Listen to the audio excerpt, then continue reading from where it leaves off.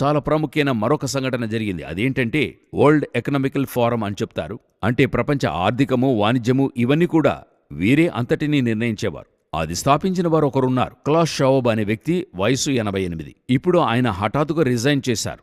ఎందుకు రిజైన్ చేశాడో తెలీదు, ఆయనే స్థాపించాడు. అదిను ఆ సమాచారం ఎలాగుందంటే రిజైన్స్ విత్ ఇమీడియట్ ఎఫెక్ట్ అని వేస్తున్నారు. హఠాత్తుగా ఏమి కారణమై ఉంటదని అడిగినట్లయితే ఈ వరల్డ్ ఎకనామికల్ ఫోరం వచ్చి చాలా ప్రాముఖ్యంగా ప్రపంచ ఆర్థికాన్ని, ఈ ఆర్థిక స్థితిని నిర్ణయించేవారే వీరనుకోండి. సో ఆ యొక్క ఫోరం నాయకుడు మారుతున్నాడు. పోప్ గారు చనిపోయారనే విషయం తెలుసు. సో మొదటి సమాచారాన్ని చూశాము. ఇప్పుడు ఈయన మారుతున్నాడు. అంటే ఒక గొప్ప రాజకీయ మార్పు, గొప్ప మత మార్పు, గొప్ప రీతిలో వ్యాపార మార్పు 3 జరుగుతున్నాయి. ప్రకటన గ్రంథము 13వ అధ్యాయాన్ని చదివి చూడండి.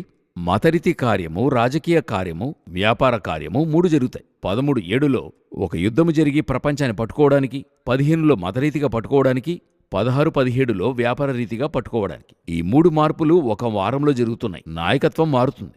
అంటే ఏదో ఒక ముఖ్యమైన ఒక మార్పు ప్రపంచమంతటా వస్తుంది అనేది మనకు తెలుస్తుంది.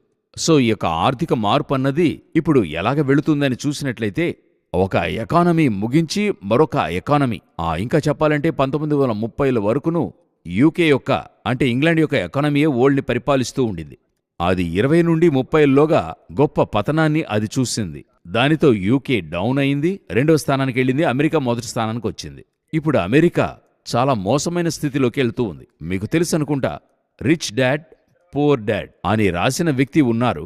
ఆయన 2023లో ఆయన ఇచ్చినటువంటి ఒక సమాచారము ఇండియాకు వచ్చినప్పుడు, ఆ సమాచారము ఇప్పుడు ఎంతో వైరల్గా ప్రపంచమంతటికి వెళ్తూ ఉంది. ఇంతకీ మనము ఆ బుక్ చూసింది లేదు, ఆయన గూర్చిన న్యూస్ మనం ఎవరం చూడలేదు. మనం ముందుగానే ఈ కార్యక్రమంలో చాలా మాట్లాడున్నాం. కానీ ఇప్పుడు ఆ వీడియో వస్తున్నప్పుడు ఈ ప్రోగ్రాంలో మనం చెప్పింది, ఆయన చెప్పింది ఎంత పర్ఫెక్ట్గా ఉంది అనేటువంటిది ఆశ్చర్యంగా ఉండింది. ఏంటంటే ఆయన ఏం రాస్తున్నాడు, 2023లో చెప్పాడు. ఆయన ఏం చెప్పాడు, ఇంకా కొన్ని సంవత్సరాల్లో అమెరికా పూర్తి పతనాన్ని చూడబోతుంది అని చెప్తున్నాడు. అప్పుడు ట్రంప్ అధికారంలో లేడు, అది ఇంపార్టెంట్. ట్రంప్ సెలెక్ట్ చేయబడలేదు, అది జో బైడెన్ యొక్క కాలం.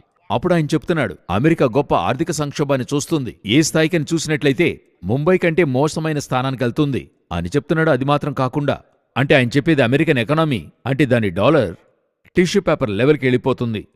చైనాకైనా ఆయన కంపారిజనే చైనాకి అమెరికాకి చేస్తున్నాడు. అందులో ఆయన ఏం చెప్తున్నాడు, చైనాలో అధికమైన గోల్డ్ ఉంది. వారు నోటు అచ్చు వేస్తే వారికెంత బంగారం ఉందో దానిని బట్టి నోటు వేయొచ్చు. అదే వరల్డ్ బ్యాంకులో అదొచ్చి ఒక ఫార్ములా అనుకోండి, అదొక టర్మ్స్ అండ్ కండిషన్స్ లాగా. మన దగ్గర ఎంత బంగారం నిలువ ఉందని చెప్తున్నామో దానిని బట్టి కరెన్సీ ప్రింట్ చేయగలం. అయితే అమెరికా తమ దగ్గర ఉన్న బంగారపు నిలువల కంటే అధికంగా ప్రింట్ చేస్తున్నారు.